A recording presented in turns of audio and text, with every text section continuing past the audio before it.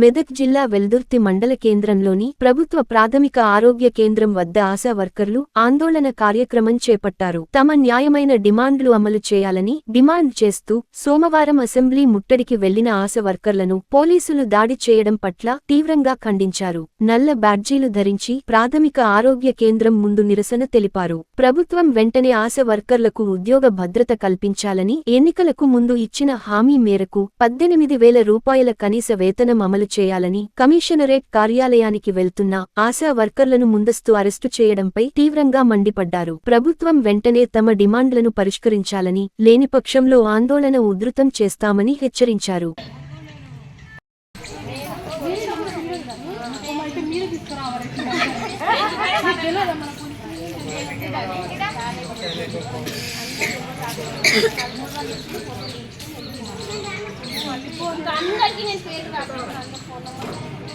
మేము ఆశాల మందరం కోటికి కమిషనర్ ఆఫీస్కి లెటర్ ఇవ్వడానికి వెళ్ళాము.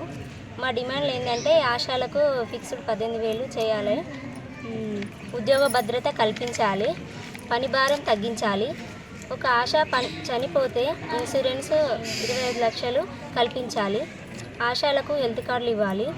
ఈ విషయాల గురించి కమిషనర్ గారికి లెటర్ ఇవ్వడానికి వెళ్తే ఆడవాళ్ళమని చూడకుండా పోలీసు వాళ్ళు మాపై లాఠీ చార్జ్ చేయడము, చీరలు లాగడము, మళ్ళీ లేడీస్ కానిస్టేబుల్ కాకుండా మగవాళ్ళే దాడి చేయడం జరిగింది. దానికి మాకు బాధ అనిపించింది చాలా. ఆశాలకు విలువ లేకుండా మాట్లాడారు.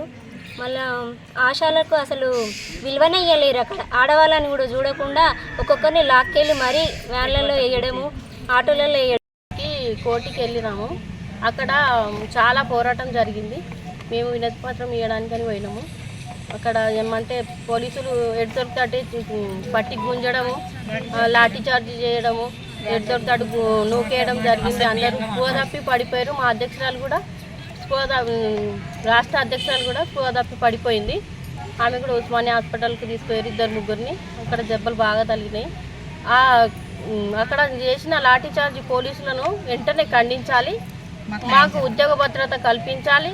మాకు 1800 మేనిఫెస్టోలో పెట్టిన 18,000 జీతం మాకు వెంటనే అమలు చేయాలి.